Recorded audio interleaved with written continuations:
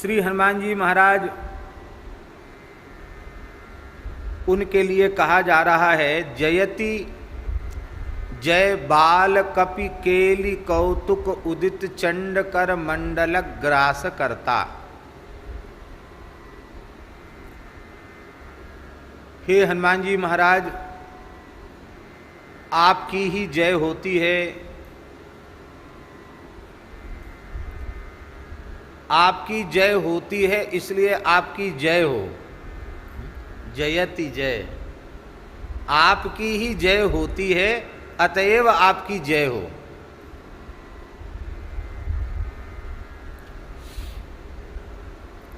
जब आपका अवतरण हुआ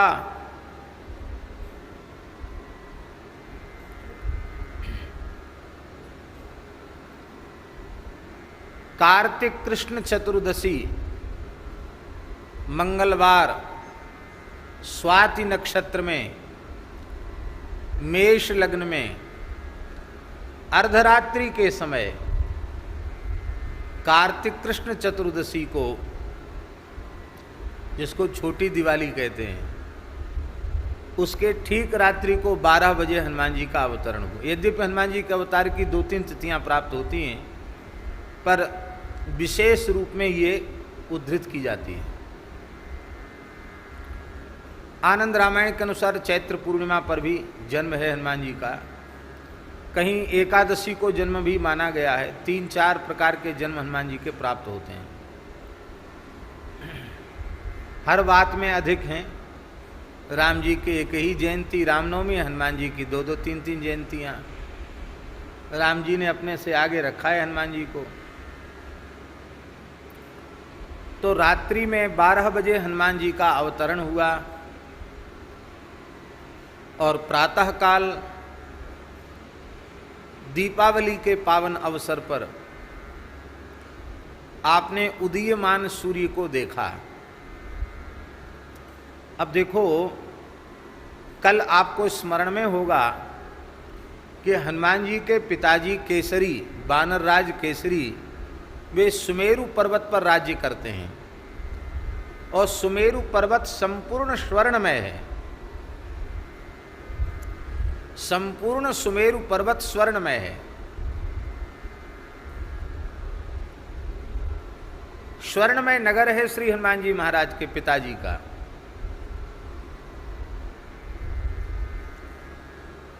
श्री सीताराम जी महाराज की जय। विराज। स्वर्णमय नगर है श्री हनुमान जी महाराज का। और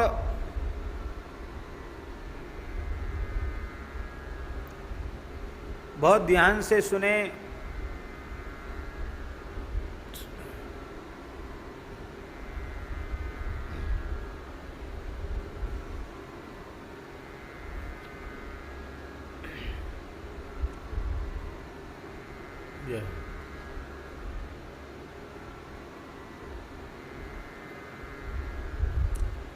तो भगवत कृपा से, हाँ, हम जो बात कह रहे थे उसको विक्षेप रहित होकर के सुने। सुमेरु पर्वत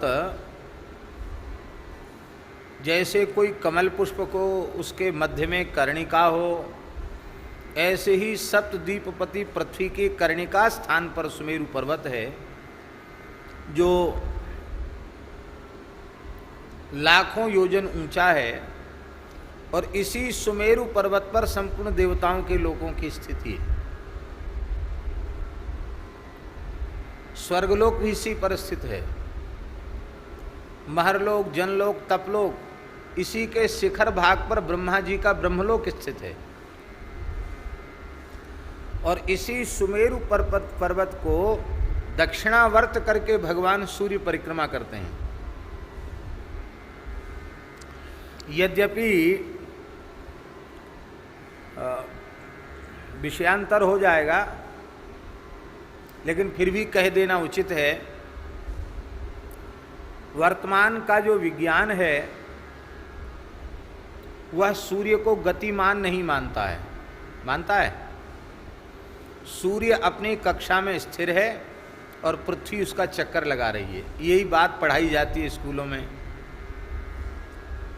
लेकिन हमारे वेद, पुराण, इतिहास, धर्म ग्रंथ सब के सब सूर्य नारायण की गति का वर्णन कर रहे हैं।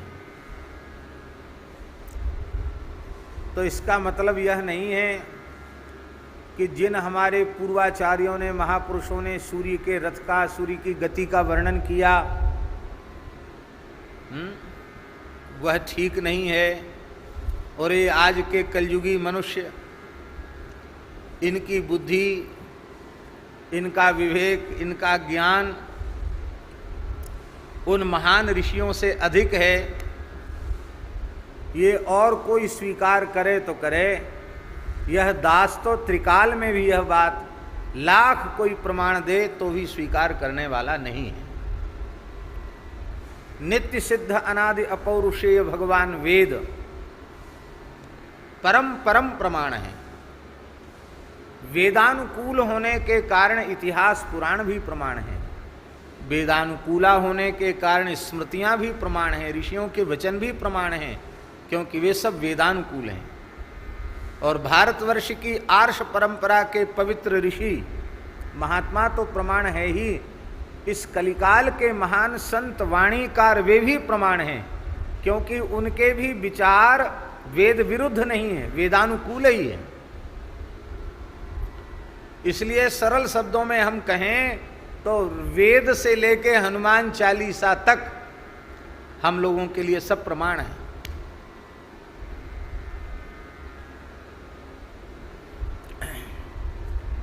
तो वे सब सूर्य की गति का वर्णन कर रहे हैं। अब देखो स्पष्ट है, प्रसिद्ध मंत्र है सूर्य नारायण का, प्रायः आप लोगों को कंठस्थ होगा। ओम आकृष्णेन रजसा वर्तमानो निवेशयन् नमृतं मर्त्यञ्च हिरण्ययेन सविता रथेना देवो याति भुवनानि पश्यन्। अब पूरे मंत्र का अर्थ नहीं करना है, जितने से हमारे प्रयोजन की सिद्धि हो रही है उतने अंश का ही अर्थ करना है। हिरण्ययेन स्वर्णमय रथ से भगवान सूर्य याति, या प्रापणे, याति माने गच्छति, सूर्य भगवान स्वर्णमय रथ में बैठकर चलते हैं, ये वेद कह रहा है। भुवनानि पश्यन्, पूरे भुवनों को देखते हुए अर्थात प्रकाशित करते हुए भगवान सूर्य चल रहे हैं, गति कर रहे हैं। तो वेद तो गति को कह रहा है और ये कहते हैं कि सूर्य स्थिर है। तो गतिमान कौन है? बोले पृथ्वी गतिमान है। अब आज के लोगों का तर्क है, आधुनिक लोगों का तर्क, करे आप कैसे इसको गलत बता सकते? विज्ञान को, विज्ञान तो प्रत्यक्ष को प्रमाण मानता है और सारे यंत्र, सारी मशीनें, सारे उपकरण इसी गणित के ऊपर, इसी विज्ञान के गणित के ऊपर बने हुए, सब बिगड़ जाएंगे, सारा गणित बिगड़ जाएगा।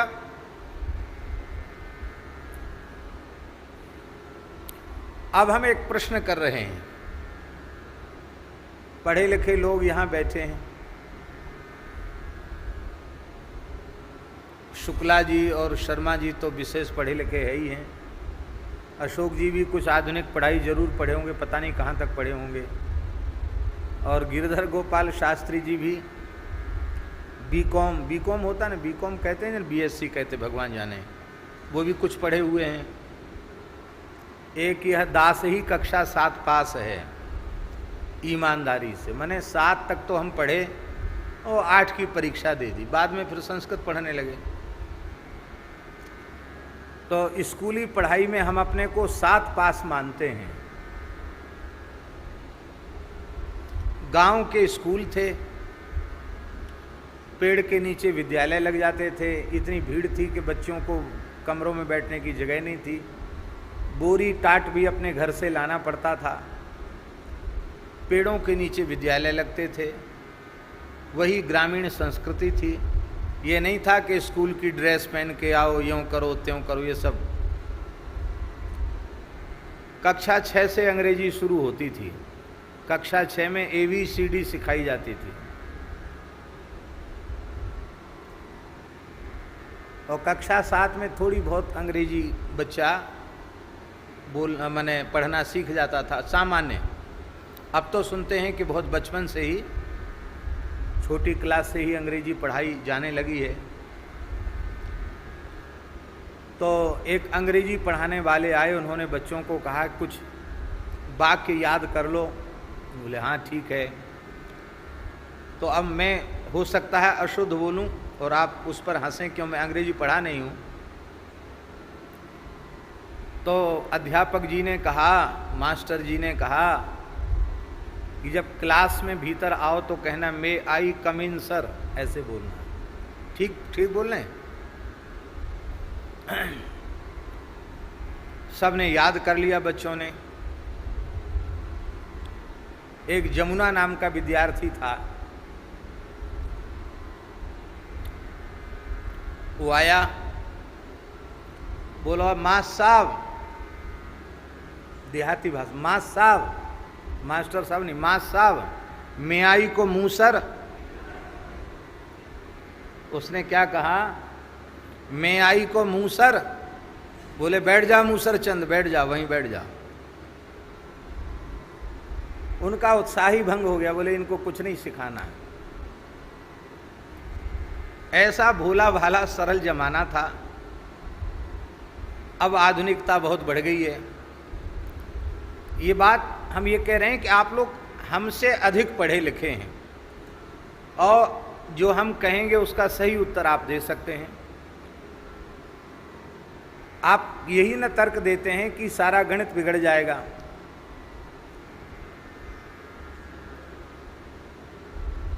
अब हम आपसे पूछ रहे हैं कि सूर्य को गतिमान मान लिया जाए, जैसा कि हमारे वेदादि शास्त्रों ने माना है, और पृथ्वी को अपनी कक्षा में स्थिर मान लिया जाए, तो भी पूरा गणित बना रहेगा कि नहीं बना रहेगा? बताओ, सच्ची बात बताओ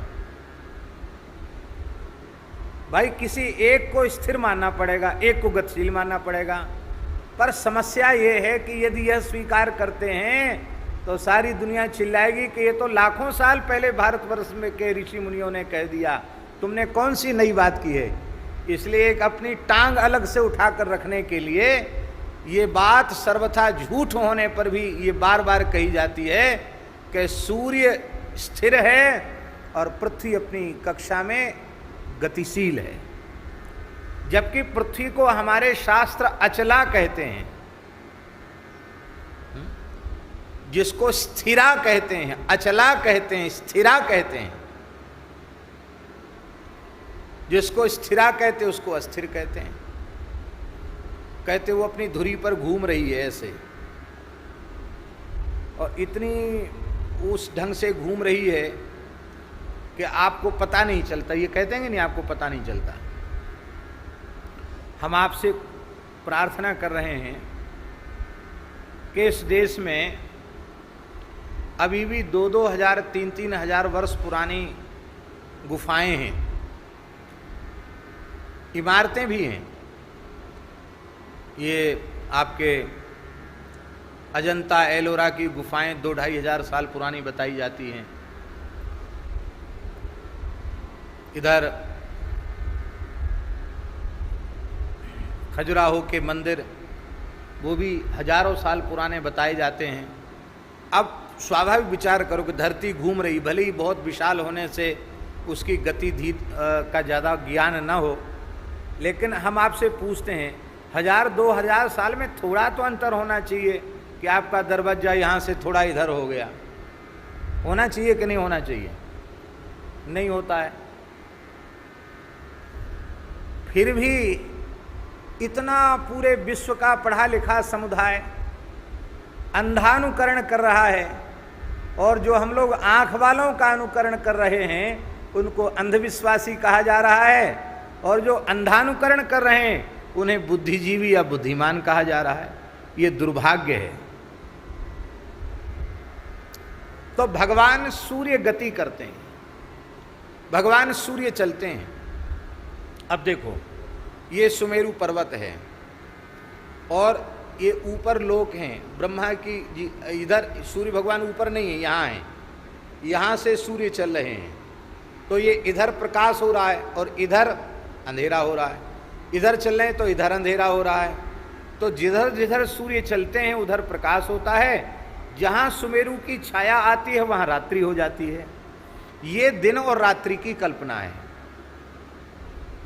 ये दिन और रात्रि की स्थिति है। समझ में नहीं आ रहा प्रभुदास जी? समझ में नहीं आ रहा? बंद करना है। आप लोग थोड़ा सा और आगे आ जाओ तो बढ़िया समझ में आए। एकदम पास में बैठने से आवाज ज्यादा आ रही।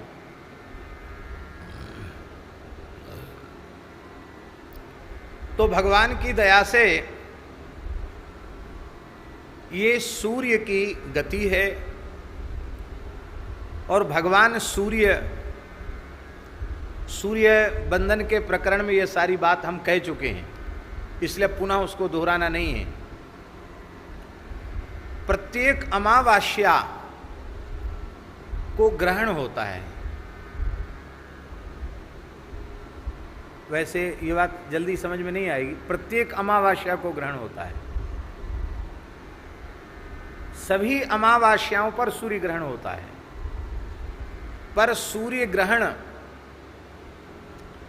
जहां दृष्ट होता है वहीं मान्य होता है।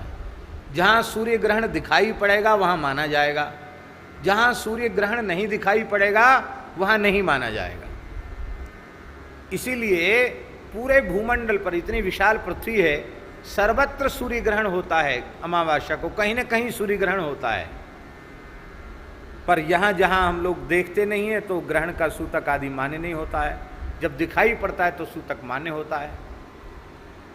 तो अमावस्या को ग्रहण होता ही है, और सुमेरु पर्वत का आश्रय लेकर सूर्य का रथ चलता है, और सुमेरु पर ही श्री केसरी जी का राज्य है। इसलिए सूर्य की निकटता वहाँ अधिक है। ध्यान में आई बात? तो उदीयमान सूर्य को देख करके हनुमान जी बाल कौतुक बस उसे चमकता हुआ कोई अरुण वर्ण का बिंब या कोई खाने की वस्तु या कोई खिलौना मानकर हनुमान जी महाराज उछले, ये वर्णन किया जा रहा है।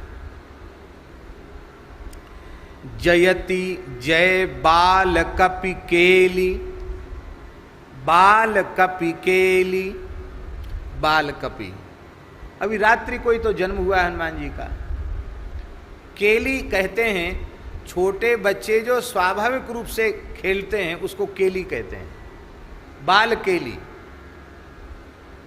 बालकों की क्रीड़ा सब प्रयोजन हो यह अनिवार्य नहीं है। ध्यान में यही बात। बालक कुछ खेल करें अब उसका कोई विशेष प्रयोजन हो ऐसा नहीं है। वो तो ऐसे ही कहो लूटने लग जाएं, कहो कुला मंडी खाने लग जाएं, कहो किसी को चिढ़ाने लग जाएं। बालक तो बालक हैं, स्वाभाविक खेलते हैं बालक। तो बाल सुलभ चपलतावश, और बाल में भी कपि आकार में है, इसलिए वो तो स्वाभाविक चंचलता होती ही है।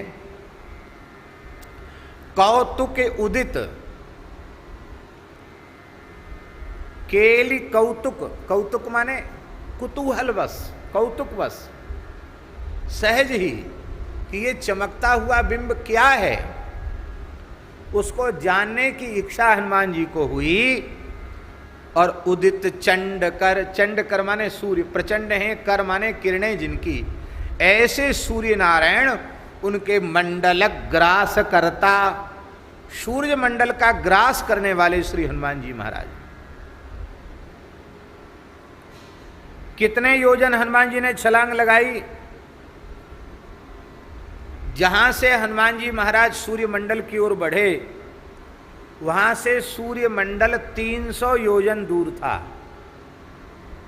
कितने योजन दूर था? 300 योजन दूर था। 300 योजन का कोस निकालो तो 1200 कोस हो गए, और किलोमीटर निकालो तो 36,000। 36,000 किलोमीटर ऊपर सूर्यमंडल का सूर्यमंडल स्थित था। अब आप विचार करें, 36,000 किलोमीटर की छलांग लगाने में कितना समय लगेगा? लगेगा समय कि नहीं लगेगा? लगना चाहिए कि नहीं लगना चाहिए? आज बड़े से बड़े शक्तिशाली रॉकेट बने हैं, वो भी शायद इतनी लंबी ऊंचाई पर इतनी जल्दी छलांग नहीं लगा सकते, पर हनुमान जी पलक झपकते ही वहां पहुंच गए। 300 योजन। नेत्रों के पलक गिरने में जितना समय लगता है उसको निमिष कहते हैं। एक निमिष में हनुमान जी वहां पहुंच गए। आप लोग कहेंगे कैसे पहुंच गए भाई? मनोजवम मारुत तुल्य वेगम। इनका जो वेग है ना, वो मन के समान वेग है। मन में आया बंबई, अब यहां से बंबई कितनी दूर है? हवाई जहाज से भी जाओगे तो भी समय लगेगा, और मन से पहुंचने में कितना समय लगा? उच्चारण पीछे हुआ, बंबई पहले पहुंच गए। ध्यान में आई बात?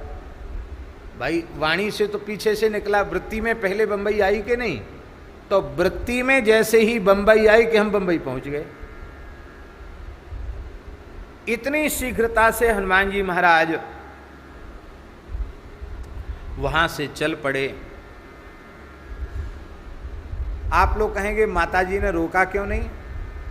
माता अंजनी उस सुमेरु की उपत्यका में स्थित कुछ दिव्य अमृत फल थे, औषधीय दिव्य अमृत फल।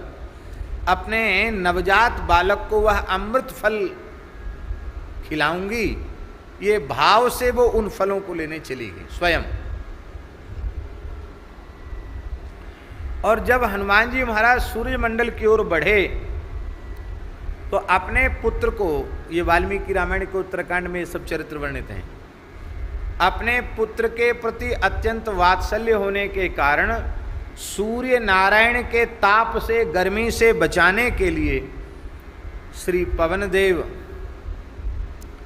अत्यंत ठंडी बर्फीली हवा बन करके पीछे से सहारा देते हुए चल रहे थे। इतनी जोर की ठंडी हवा चल रही थी कि नवजात बालक श्री हनुमान जी को सूर्य की किरणों का कोई प्रभाव उनके श्रीअंग पर न हो जाए। वहां जैसे ही पहुंचे,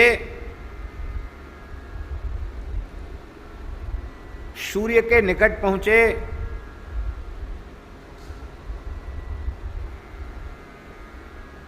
तो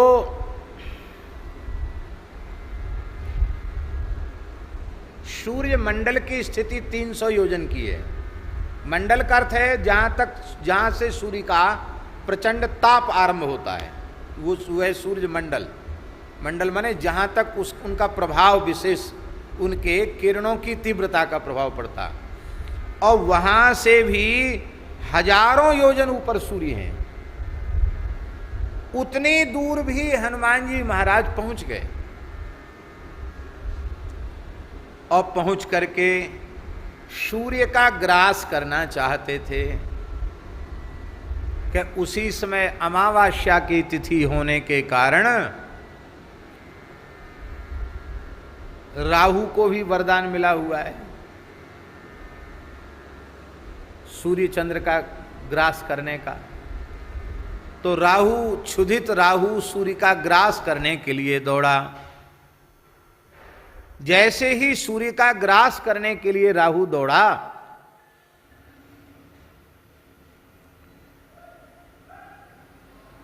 तो श्री हनुमान जी महाराज ने, इधर हनुमान जी दौड़े सूर्य की ओर, तो राहु ने सोचा कि ये क्या, ये दूसरा कोई ग्रह सूर्य को ग्रसने वाला बना दिया है क्या। तो उसने तत्काल देवराज इंद्र को पुकारा, देवराज ये क्या न्याय हो रहा है, हमारा भोज्य दूसरे के लिए सुनिश्चित कैसे किया जा रहा है।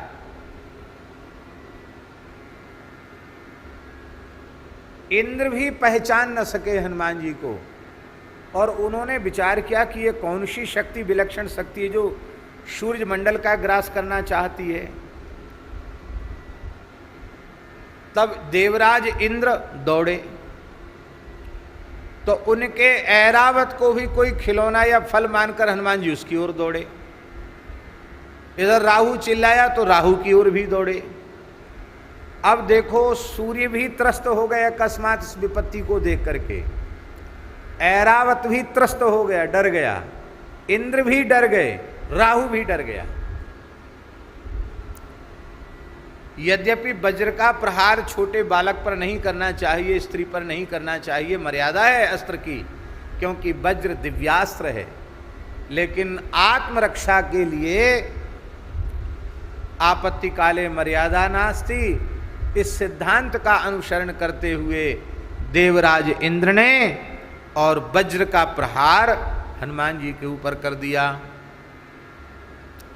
पर वह अमोघ वज्र, वह अमोघ वज्र केवल श्री हनुमान जी की ठोड़ी में लगा, यहाँ ठोड़ी, जिसको संस्कृत में हनु कहते हैं, हनु ठोड़ी, इस हनु में लगा और उससे थोड़ी हनु टूट गई। जैसे कोई बच्चा खेलते खेलते गिर जाए तो ठोड़ी में थोड़ी सी चोट लग जाए, ऐसे हनुमान जी की तनिक चोट लग गई। वाल्मीकि रामायण के उत्तरकांड के 35वें सर्ग में श्लोक 22 से लेकर 47 तक ये सारा प्रकरण बड़े सुंदर ढंग से महर्षि अगस्त्य ने श्री राम जी को सुनाया है, हनुमान जी का चरित्र। अब देखो मूल में आप ध्यान दीजिए, जयति जय बाल कपि केलि कौतुक उदित चंडकर मंडल ग्रास करता, सूर्य मंडल का ग्रास करने वाले राहु रवि शक्र पवि गर्व खरवी करण। राहु को बड़ा अहंकार था कि मैं इतना प्रतापी हूं कि सूर्य और चंद्रमा को ग्रस लेता हूं। ग्रसने का अर्थ खा लेना नहीं है, यहां वस्तुतः राहु आक्रमण करता है, राहु की छाया सूर्य पर पड़ जाती है, बस इतना ही, वही उसका ग्रसना है। राहु का सूर्य को ढकना वही ग्रसना है, राहु का चंद्रमा को ढकना यही उसका ग्रसना है। क्योंकि उधर देवता भी सूर्य चंद्र की सहायता में रहते हैं तो वो सफल नहीं हो पाता उनको नष्ट करने में। तो राहु को बड़ा अहंकार था कि मैं सूर्य चंद्र को भी ग्रसने वाला हूं, मेरे जैसा कौन होगा। है? पंडित लोग, कर्मकांडी लोग आशीर्वाद का श्लोक बोलते हैं, नवग्रहों से प्रार्थना करते हैं, तो राहुर बाहुबलं करो तु विपुलम, ऐसा बोलते हैं ना, राहुर बाहुबलं करो तु विपुलम। नवग्रहों से कुछ न कुछ मांगते हैं, केतुम कुलस्य उन्नतिम, कुल की उन्नति केतु दे, और राहु हमें भुजाओं में बल दे। इसका मतलब है राहु बहुत बलवान है, बलवान न होवे तो सूर्य चंद्र को प्रभावित करना ये कोई सामान्य बात है। तो इसको भारी अहंकार था कि पूरे विश्व ब्रह्मांड में मेरे जैसा बलवान और कोई दूसरा नहीं है। छोटे से नवजात हनुमान जी ने, जिनकी आयु अभी 24 घंटे की भी नहीं हुई, रात को 12 बजे तो जन्मे और सूर्योदय के समय तो उछल पड़े। तो 6-7 घंटा ही है, अभी 6-7 घंटे की ही आयु है हनुमान जी की। इतने छोटे बाल कपि श्री हनुमान जी ने सहज कौतुकवश यहाँ तक ये आ गए और राहु को भी दौड़ाया। जब राहु के ऊपर हनुमान जी झपटे तो राहु भागा, चिल्लाया, अरे देवराज बचाओ, देखो मुझे खाए जा रहा है। तो राहु का अहंकार हनुमान जी ने चूर कर दिया। राहु रवि सूर्य के अहम को भी खर्व कर दिया। मैं सबसे प्रकाशमान हूं, मेरी सब उपासना करते हैं, पर ठाकुर जी की सृष्टि में शेर को सवा शेर सबको मिल जाता है। तो हनुमान जी उनको भी ग्रास करने के लिए उद्यत हो गए। तो सूर्य का अहंकार भी जो था वो खर्व हो गया। शक्र, देवराज इंद्र को बड़ा अहंकार था कि मैं शतक्रतु हूं, 100 अश्वमेध यज्ञ करके इस पद पर पहुंचा हूं, मैं तीनों लोकों का स्वामी हूं, देवताओं का अधीश्वर हूं, वेद मेरा स्तवन करते हैं, ब्राह्मण यज्ञादि में मेरा यजन करते हैं। तो इंद्र को भी बड़ा अहंकार था। जब इंद्र के ऊपर झपट्टा मारा हनुमान जी ने ऐरावत के सहित इंद्र के ऊपर, तो इंद्र भी प्राण लेके भागने लगे। इंद्र का अहंकार भी चूर हो गया। हनुमान जी ने अपनी इस बाल लीला में राहु का अहंकार, सूर्य का अहंकार, इंद्र का अहंकार, चौथा है पवि, पवि माने वज्र, वज्र को भी बड़ा अहंकार था कि दधीची की हड्डियों से मेरा निर्माण हुआ है और वृत्तासुर जैसे असुर का मैंने सिर छेद किया है।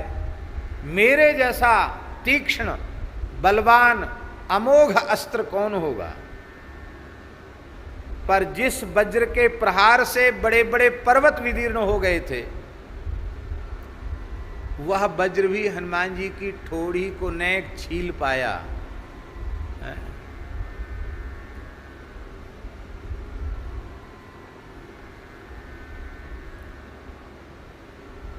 एक बड़ी भारी तोप हो और खूब उसमें बारूद भरा जाए और वो तोप छोड़ी जाए,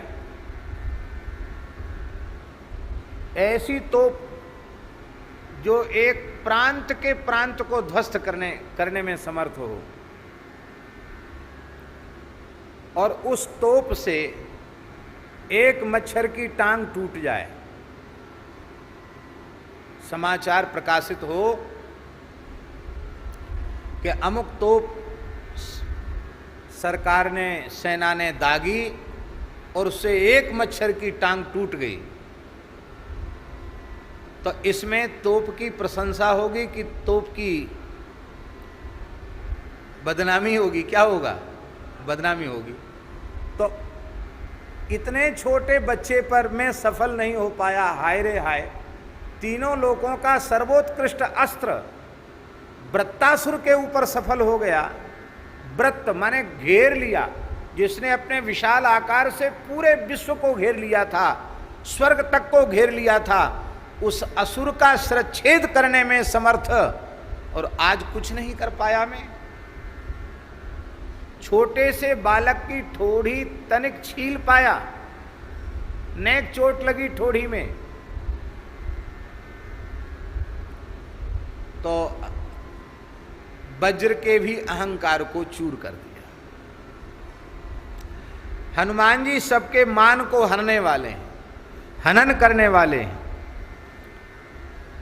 राहु रवि शक्र पवि गर्व खरवी करण शरण भय हरण,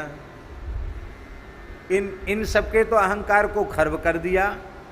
और जो हनुमान जी की शरण ले लेता है उसका भय हरण, शरणागत के संपूर्ण भय का हरण करने वाले।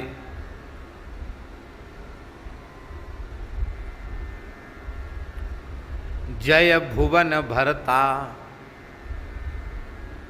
भय हरण करने वाले आपकी जय हो, आप भुवन भरता हैं। भुवन भरता, भरता माने भरण पोषण करता, भरण करने वाले को भरता कहते हैं।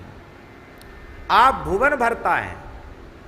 हमने कल स्मरण किया था या परसों स्मरण किया था कि श्री हनुमान जी को राम जी ने अपनी गद्दी पर बिठाया है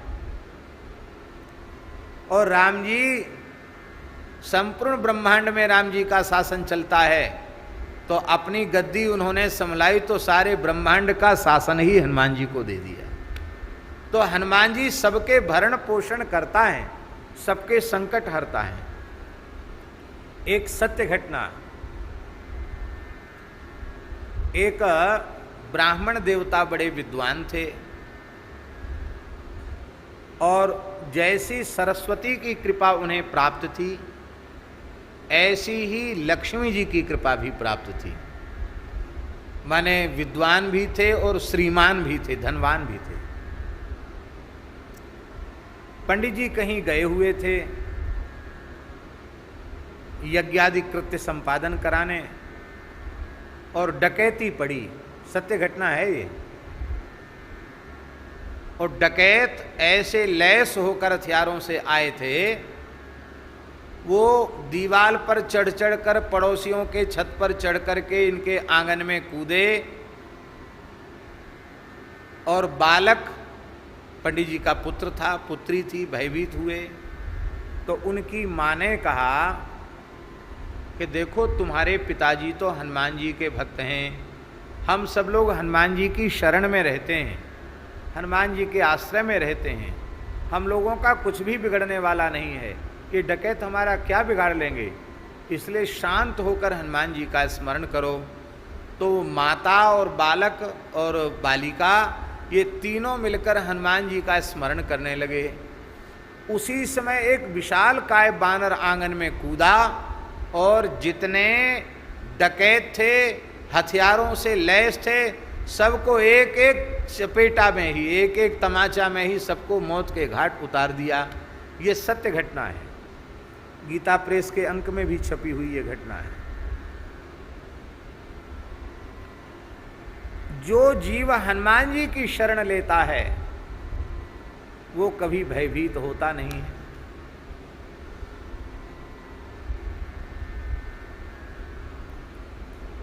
मर्यादा के कारण मैं नाम नहीं ले रहा हूं। एक अपने ठाकुर जी के समर्पित भक्त हैं, गो सेवा में बड़ी अच्छी निष्ठा है। उधर उड़ीसा तरफ कहीं उनका काम कारोबार था, तो नक्सल से प्रभावित क्षेत्र है, नक्सली। और नक्सली कितने उग्र होते हैं, फौज को ख़त्म कर दें, सैनिकों को ख़त्म कर दें, सिपाहियों को ख़त्म कर दें। और वे नक्सली आ गए जान से मारने के लिए।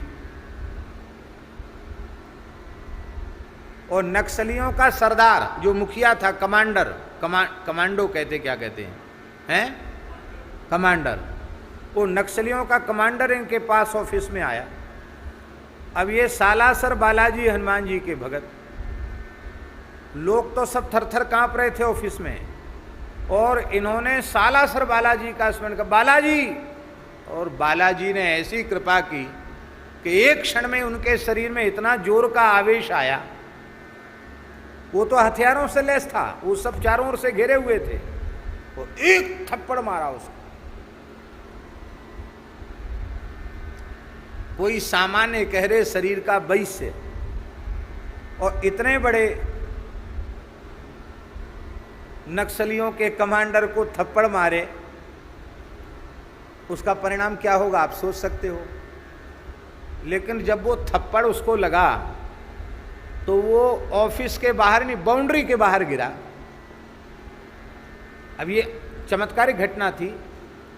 थप्पड़ से आदमी, अब हम यहाँ किसी, हम तो भगवान की दया से मारने पीटने का स्वभाव नहीं है, लेकिन कथनचित हम किसी को थप्पड़ मारें और वो थप्पड़ खा के वो हॉल के बाहर गिरे, तो हमें भी आश्चर्य तो होगा कि इतनी ताकत इस हाथ में कहाँ से आ गई कि ये व्यक्ति यहाँ से उछल के वहाँ चला गया। वो महाराज गिरा उतनी दूर जाकर, कई हाथ दूर जाकर के गिरा और गिरकर वहाँ से भागा। और जब वो कमांडर भागा तो उसके जितने लोग लैस थे वो सब भागे, पता नहीं क्या आफत आई, वो सब भागे और जे गए कि वो गए। ये क्या मनुष्य की शक्ति थी? ये केवल और केवल सालासर बालाजी का स्मरण किया और सालासर के बालाजी ने एक नजर कर दी तो एक सामान्य मनुष्य में, वैश्य में इतनी शक्ति आ गई कि एक थप्पड़ में हनुमान जी ने सबक सिखा दिया।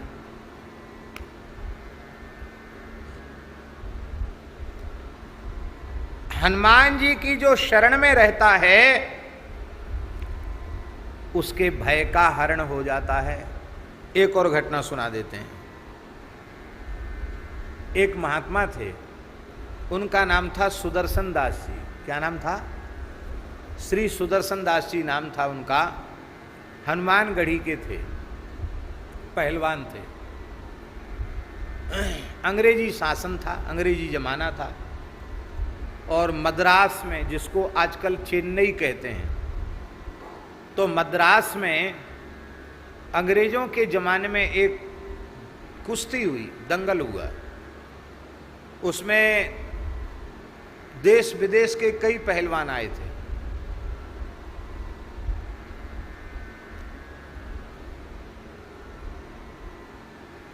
अब यहाँ के तो कोई पहलवान हाथ मिलाने में ही समर्थ नहीं थे। बड़ी बेइज्जती हो रही थी कि यहाँ के पहलवान मुकाबला नहीं कर पा रहे हैं। तो सुदर्शन दास जी नए नए महात्मा थे, अभी हनुमानगढ़ी में पहलवानी करते थे वो। तो उन्होंने देखा है भाई हमारे देश की तो बड़ी बेइज्जती हो रही है। और जो विदेशी पहलवान था ना, उसने ऐसे अपना एक कपड़ा फहराया और उसने कहा कि अब कोई नहीं दूसरा, किसी में हिम्मत हो तो आ जाए।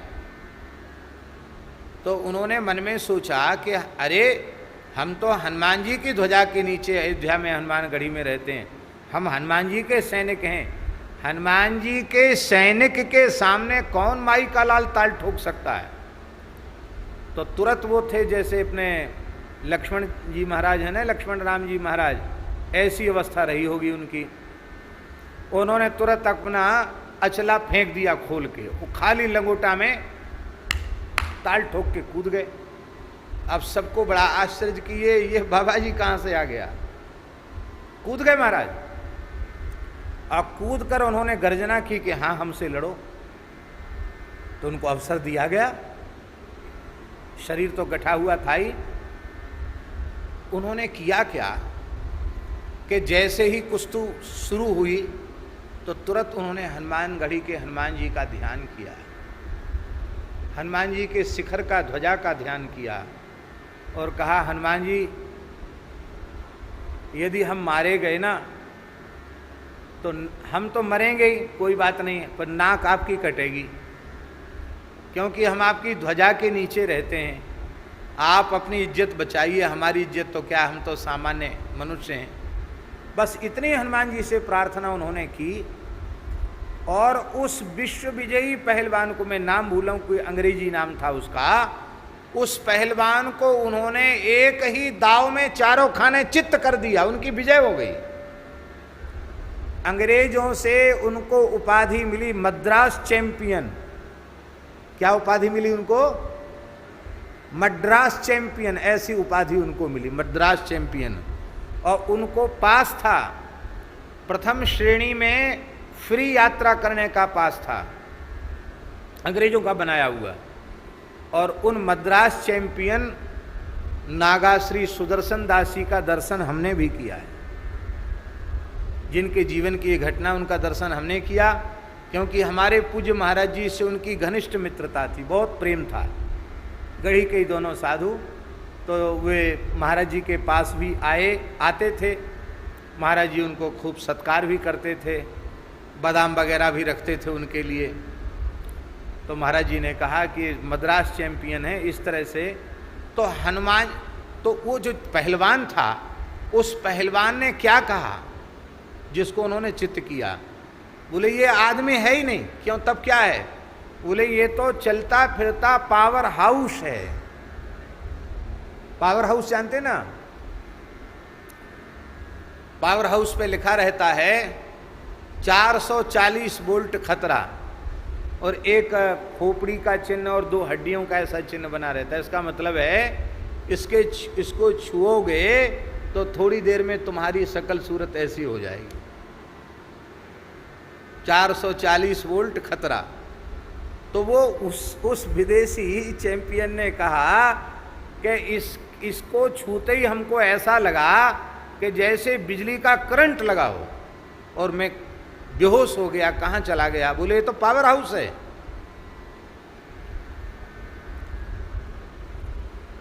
तब से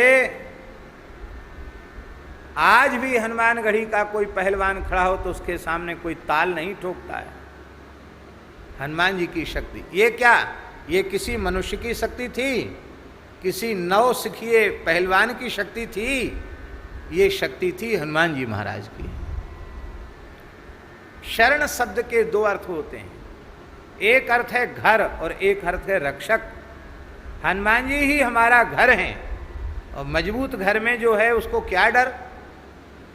हनुमान जी हमारे रक्षक हैं। इतना बलिष्ठ बलवान रक्षक है तो फिर हमें किस चीज का डर है? तो हनुमान जी का आश्रय लेकर के जो जीव रहते हैं वो कभी भयभीत नहीं होते हैं। भय हरण, उनके भय का हरण हो जाता है, और वे कभी भूखे नहीं मरते हैं। उनका भय हरण तो हो ही जाता है, वे कभी भूखे भी नहीं मरते हैं। क्यों भूखे नहीं मरते हैं? बोले इसलिए भूखे नहीं मरते हैं कि भुवन भरता हनुमान जी के सेवक हैं। ध्यान में आई बात? जो व्यक्ति पूरे भुवन का भरता हो और उसका निजी सेवक भूखा प्यासा रह जाए, ये कैसे संभव है? तो हनुमान जी भुवन भरता हैं, इसलिए हनुमान जी का सेवक कभी भूखा रहता, भूखा नंगा नहीं रहता है। क्यों? बोले अष्ट सिद्धि नवनिधि के दाता, असवर दीन जान की माता। सब कुछ हनुमान जी के अधीन है। बोलो श्री हनुमान जी महाराज की जय। हमारे महाराज जी के निकट एक संत थे श्री हरेराम बाबा। हनुमान जी के बड़े भक्त थे और भगवान का प्रत्यक्ष दर्शन उन्हें हुआ था।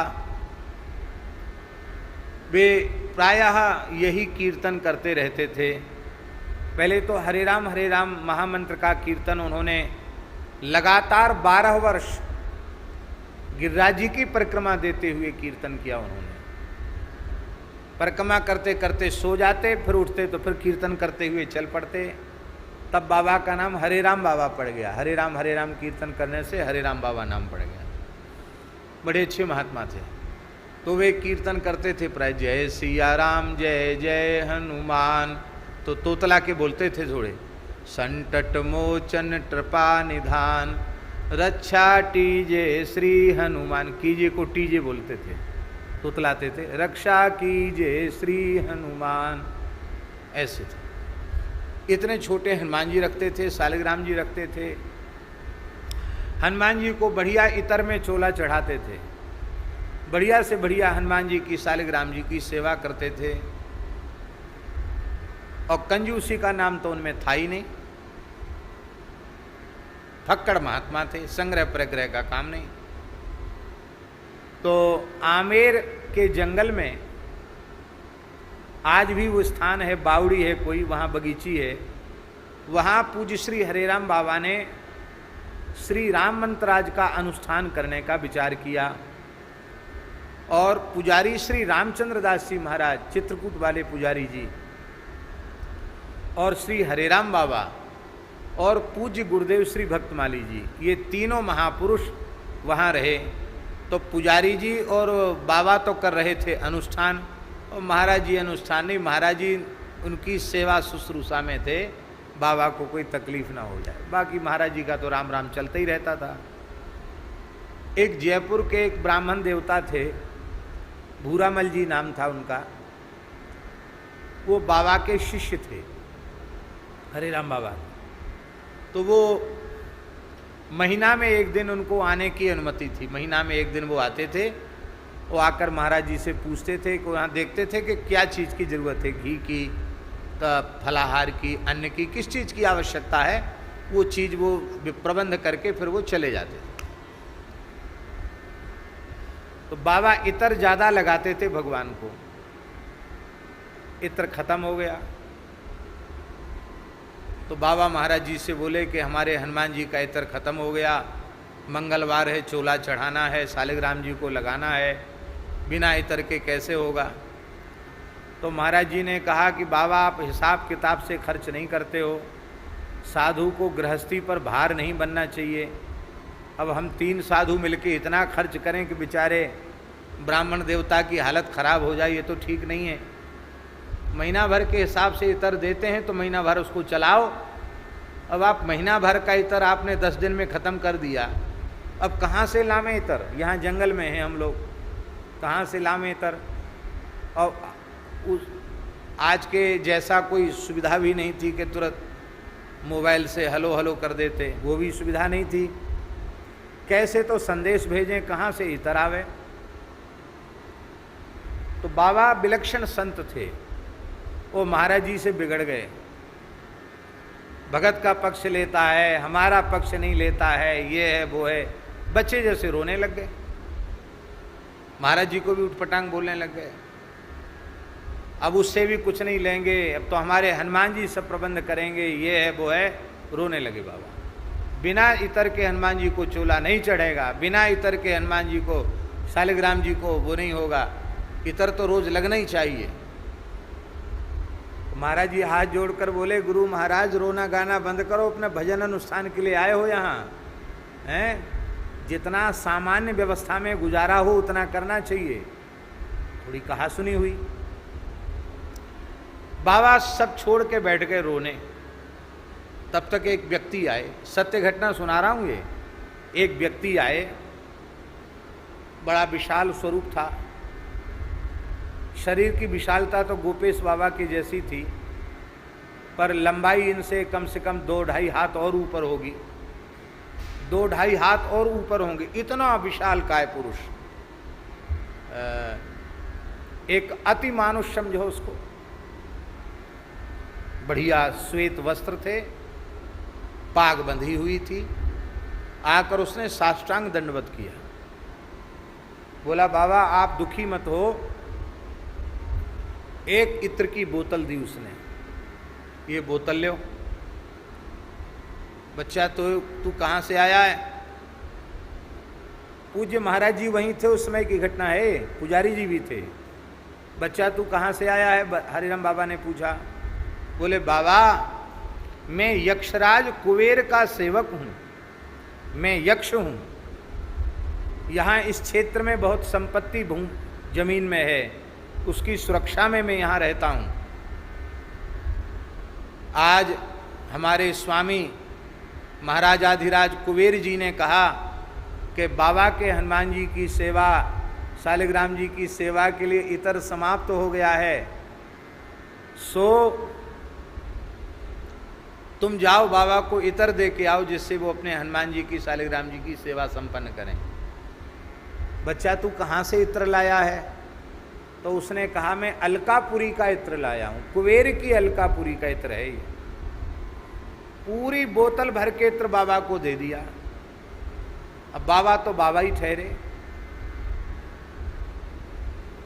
बाबा ने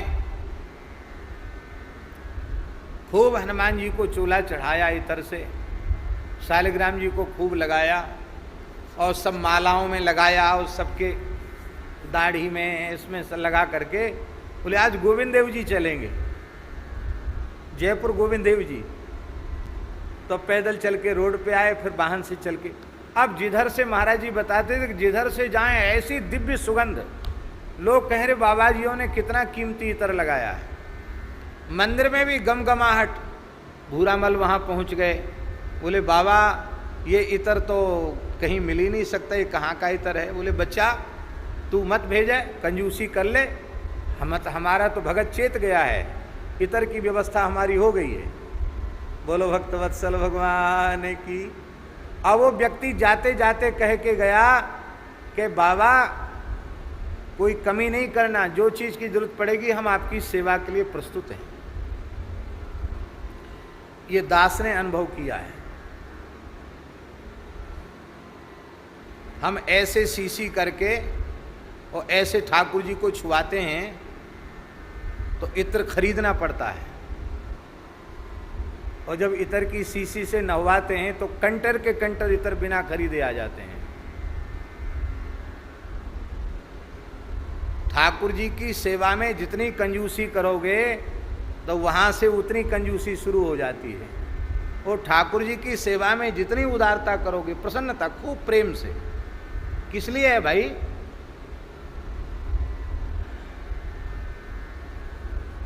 तो इस प्रकार से यहां एक जंगनेर है। जंगनेर सुना आपने? जंगनेर कहाँ है? आगरा के पास है। आगरा के पास है जंगनेर है। हाँ, अछनेरा किरावली के आगे जंगनेर है। जंगनेर में एक पहाड़ी है, वहाँ ऊपर एक स्थान है, ग्वाल बाबा का स्थान है। वहाँ भी हरे राम बाबा ने कुछ दिन रह करके भजन किया। वहाँ जंगनेर का एक वैश्य भगत था, वो उनको थोड़ा आटा देता था, थोड़ा घी नमक आलू देता था, और कैरोसिन का तेल रात्रि को लालटेन में जलाने के लिए।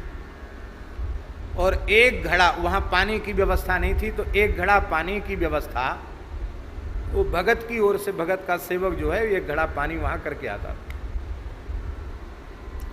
बाबा नहाने तो थोड़ी दूरी पर चले जाते थे, पर पीने का सुंदर पानी वो व्यक्ति भर के वहाँ आता था। बाबा वहाँ रह के भजन कर रहे थे, ईमानदारी से भजन कर रहे थे, जैसे भजन होना चाहिए ऐसे करते थे बाबा। एकदम तन्मय तदाकार होकर भजन में लगते थे। तो एक दिन की बात है, ये जंगनेर की बात है, सत्य घटना। एक दिन की बात है कि रात्रि को एक व्यक्ति आया।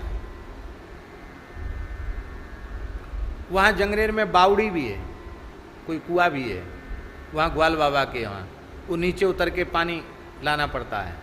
वो भगत आया, अर्धरात्रि का समय था, बाबा अकेले बैठे थे, राम राम कर रहे थे। आकर उसने साष्टांग प्रणाम किया। बाबा बोले, बच्चा कहाँ से आया है? बोले बाबा मैं तो यहीं रहता हूँ। तो बाबा ने सोचा जंगनेर में ही रहता होगा, इतनी रात को कैसे आया?